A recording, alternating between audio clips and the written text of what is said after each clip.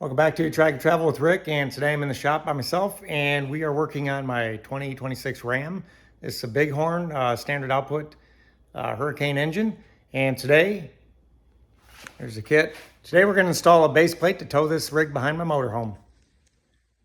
Okay, this is a Blue Ox kit BX2423 that fits these last generation of Ram, and I got this from eTrailer. They have a really good website to search to get exactly what you need, and this kit's pretty complete.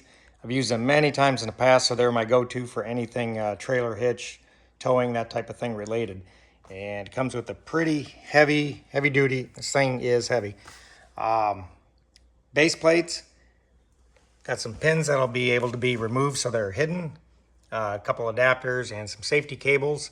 And I'm pairing it up with Blue Ox tow hitch for my motorhome, and I'll show that in a different video. But today we're just going to talk about installing it on this Ram, and hopefully this goes smooth. Read the directions. First thing I'm going to want to do is get in here, and I got to remove this plastic down here. There's 5 8mm bolts. I'm going to go ahead and take that out, and if there's any surprises, I'll get back to you on that. So today I'm going to use my Tico Tech inexpensive, very shallow sockets I got on Amazon. And what I like about these, you can clearly see them, and they got a hex head, and they're very shallow, so you can use a wrench perhaps to turn these, get them in tight spots. And because I haven't cleaned my shop, don't look at that, I don't know where my other tools are, so this is a complete set, and we're going to go ahead and get under here. And there's 2 on the inside and 3 towards the wheel well, or 3 towards the tire itself. Go ahead and get these pulled off. That's the last one. What's really cool about these with the hex end is how easily I can just spin them off without the wrench.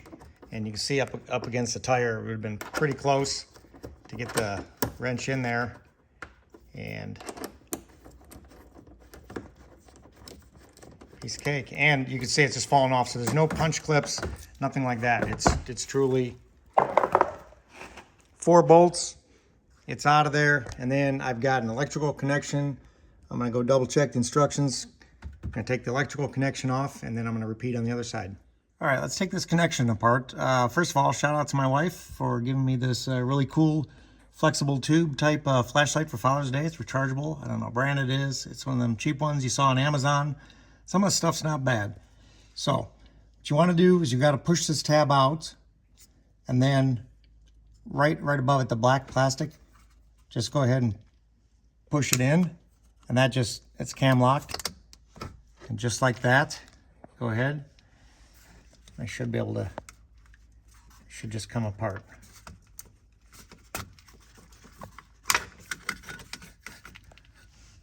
So just like that, the connection's apart, nothing's busted. Again, it's just a simple pull the red tab out, then you can push in, and then cam lock over. And that's all the electrical on this side. Now I'm gonna go repeat on the other side. Real quick, I wanna show you how these pins, this is the pin, how this actually works. And it's pretty slick how it's built. These are the pins that stick out from the bumper, and we can remove them later to get them out of sight, out of mind. So slide that in, and you go ahead, see how it's slit? There's a, right there, pops in and push down. Now it's locked in, and to remove that, pull that pin.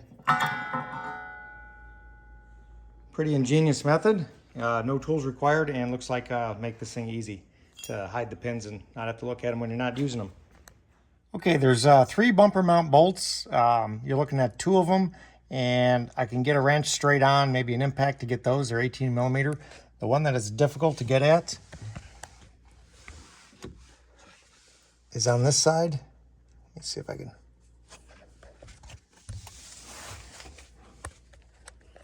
It's on this side, and you can see I've got a 18mm box end open end wrench on there, and I was able to break it loose just with that wrench. It's on pretty tight, but you can get a wrench in there, and I'm going to start with those, and then I'll work on the other 4 outer ones. Okay, 3 bumper bolts on each side. This is supposed to pull right off, so I got my pit mat in front to not scratch it up and to catch it if I drop it. And I'm just gonna get down there. I'm gonna set my other camera, see if I can get a video of me pulling this thing off. That is the bumper off the Ram. And again, 3 bolts and an alignment pin. Alignment pin goes there, 3 bolts attached. And you can see all the dirt collecting in there. And it caused this frame to rust, so we're gonna have to flush all this out with a hose. Certainly every spring, the whole tubular, it's a box frame, so it's designed to have dirt go in but not come out. So we're gonna have to get after that in the spring. Really surprised how simple this came off. So now I'm gonna get back to the instructions. I think I have to take some pieces off the bottom of this bumper. Okay, next step is there's 14 of these 10mm nuts, and we're gonna go ahead and buzz them all out of here, holding the valance on, 14 of them. Just get in there with the screwdriver, lift that a little bit, and once that slides out, then the whole thing will just come right out. Just like that. Okay, next steps. Got T40 Torx and some 13mm and another Torx, and we need to take these brackets off. We're not going to be using them in this application. Okay, so I put the valance back on and the piece up top, that trim piece back on. 3 clips. This is your tow hook cover. So take the tow hook cover off, and that's probably where it's going through the bumper. So that's pretty slick. Looks like I won't have to cut anything, at least not too much. So we'll go ahead and repeat that on the other side. See how it looks? We'll just pop that out. It's pretty easy clips. Okay, on the truck, we got to take this adjustable valance, this variable valance off. You have 2 13mm on each side, and on the back side, there's an electrical connection. See if we can get that. Okay. So there's a little white tab you got to pull out, and then pull your electrical off. Didn't show that very well, but pretty easy. We'll go ahead and take the bolts off. This will go back on later. Just got to get it out of the way for now. Okay, so we got to move this cable to the opposite side. So we got to get in here and use a trim tool. Go ahead and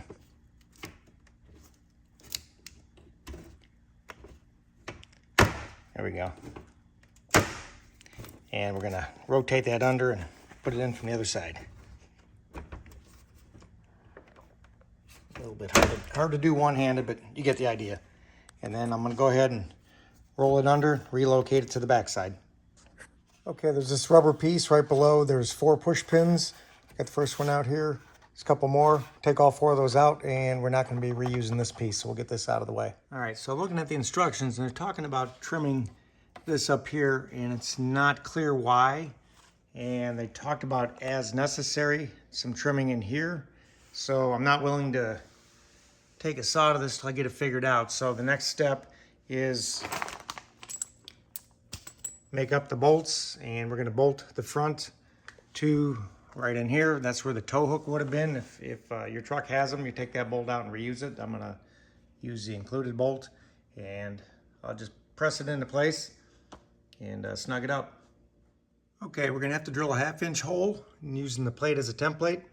I did snug up the 2 bolts pretty tight to make sure we don't have this thing moving around while we do that. And then there's one other, so that's on both sides. Again, right there and underneath.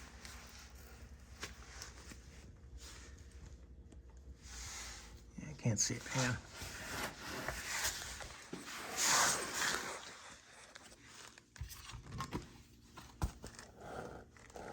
Underneath, we'll put another 1/2-inch hole right there, so 4 holes total we need to drill out, and should be a pretty strong installation. We'll go ahead and get these drilled.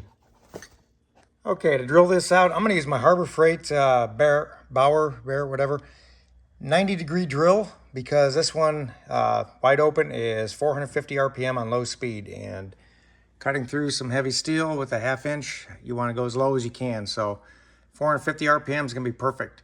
The other speed on this, I want to say, is, high speed on this drill is 1750, and that's just too fast to cut through heavy steel.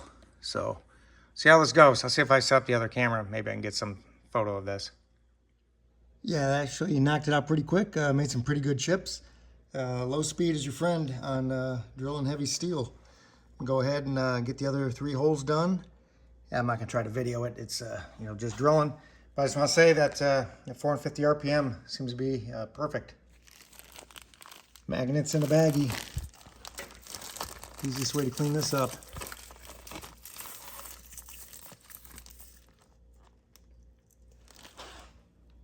Go ahead and pull the magnets away and they'll fall into the trash.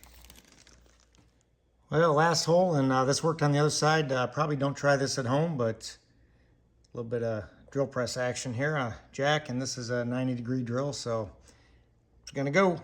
Well, wouldn't you know it, my phone filled up right before it pushed through.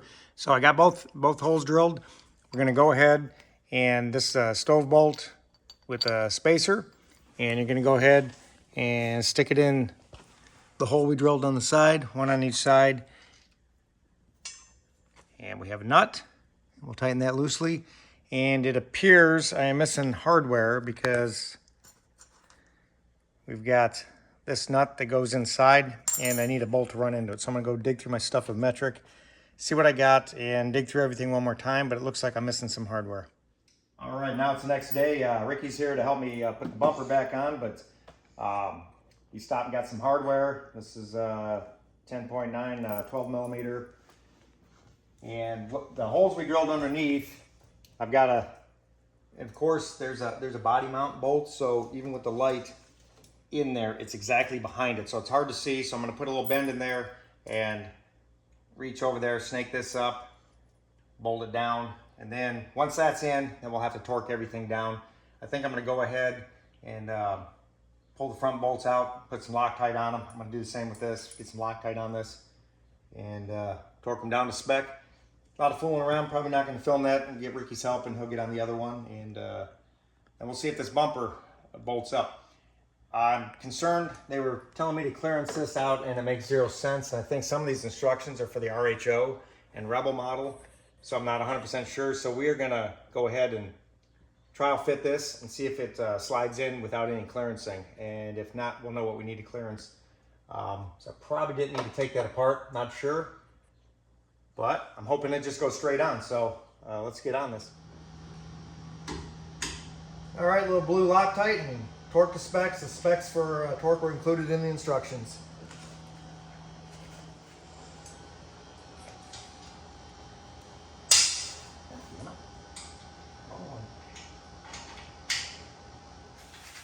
Okay, we're putting the adjustable valence on. Ricky's tightening up the last few bolts. And we're gonna see if we can get this front bumper back on, and hopefully we don't have to clearance anything. We may or may not have to, but definitely a 2-man job. Okay, these trim pieces I had off before, they really interfere with getting the bumper up high enough. I'm gonna leave them off. I don't think they're needed. They asked to trim this piece right here, and I see why, because it interferes with getting this on. So I'm gonna go ahead and get I got a Dremel. I'm gonna just take that whole piece off and we should be able to get this. All right, this is the same bit we used to cut the holes off in our foot scoops. So this actually cuts from the side. This is a variable speed, a little Dremel tool, and it's gonna make a lot of noise, so there's no point in filming it. But I'm gonna go ahead and take this all off, and I should be able to go all the way across the top, and shouldn't be a problem. I have trouble seeing. There we go. It's a nice light. All right.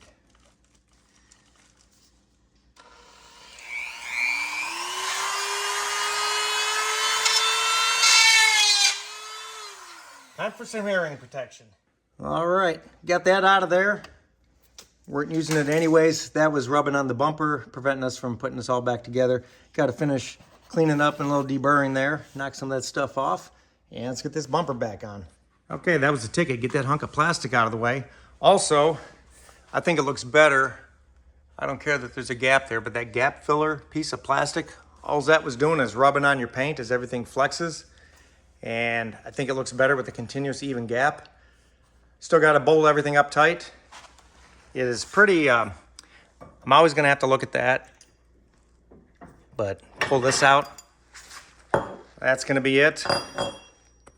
And the instructions say to clearance this a little bit too, but Yeah, they wanted to do clearance down here, and I didn't want to tear that up. And it turns out I don't need to clearance that, but that piece of clearance up top probably could have got away without doing that, but boy, it would have made it difficult. but yeah, this is tight, but it fits.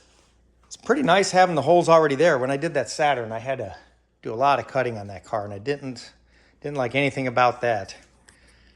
But especially this being so new, I didn't want to cut anything important. Not sure why we had to take that one bracket off. I guess it doesn't matter. Looking good. Let's get this thing tightened down. So Ricky's in there getting the final torque on the bumper. Kind of hard to get at. The safety cables that come with this, I'm going to need to get a different cable solution because they're just not long enough. Luckily, easy access to install those. Just with that, there's 5 8mm bolts on that splash panel. Take that out and you get really good access to everything under there. Of course, I'll retorque these after I use it the first time, and I don't anticipate a problem. But we can definitely, we have to get some different cables. You got her? Yeah. Awesome. All right, that wraps up the install on the Blue Ox hitch. The flat toe behind the motorhome. If you're still watching, appreciate that. Sure to like, share, subscribe, do all the YouTube things. Still trying to grow the channel. And we'll see you on the next one.